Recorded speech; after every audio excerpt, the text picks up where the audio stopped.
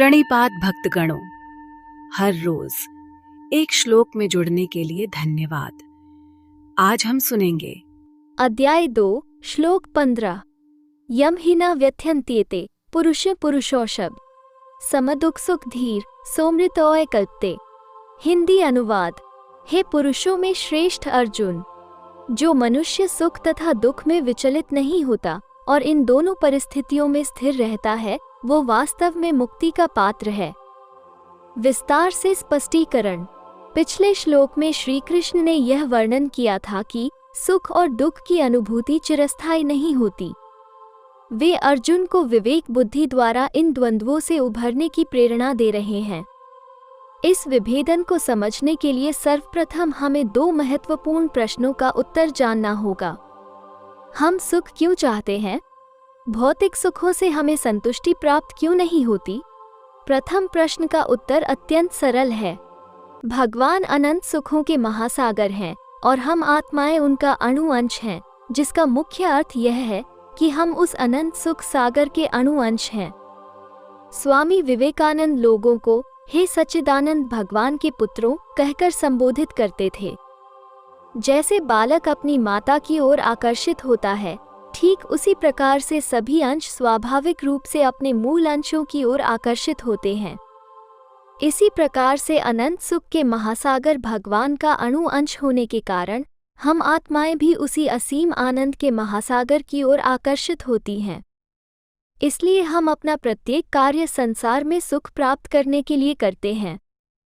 ये सुख कहाँ है और इसे किस रूप में पाया जा सकता है, इस संबंध में सबका मत भिन्न भिन्न है, लेकिन सभी जीव इसके अतिरिक्त और कुछ पाना नहीं चाहते। यही प्रथम प्रश्न का उत्तर है। दूसरे प्रश्न का अर्थ समझें। परमात्मा का अणु अंश होने के कारण आत्मा स्वभावतः भगवान के समान दिव्य है, इसलिए आत्मा भी दिव्य सुख चाहती है। ऐसे अलौकिक सुख की 3 विशेषताएं निम्नांकित है। 1. यह अनंत मात्रा का होना चाहिए। 2. ये स्थायी होना चाहिए। 3. यह नित्य होना चाहिए।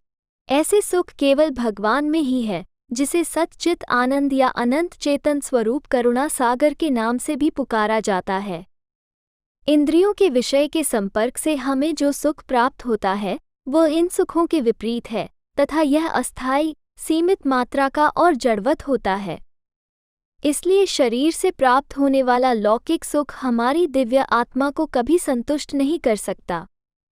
इस अंतर को समझने के लिए हमें सांसारिक सुखों और दुखों के बोध को समान रूप से सहन करने का अभ्यास करना चाहिए, तभी हम इन द्वंद्वों से ऊपर उठेंगे और भौतिक शक्तियां हमें अधिक समय तक दुखी नहीं कर पाएंगी। ऐसे सुख केवल भगवान में ही है, जिसे सच्चित आनंद या अनंत चेतन स्वरूप करुणा सागर के नाम से भी पुकारा जाता है।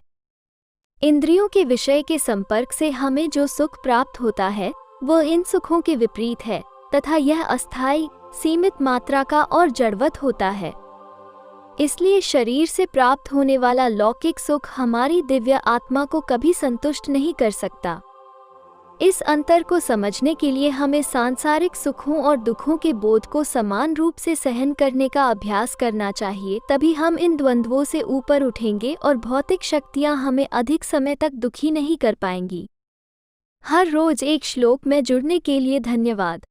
आपका दिन शुभ और मंगलमयी हो। हरे कृष्णा, हरे राम,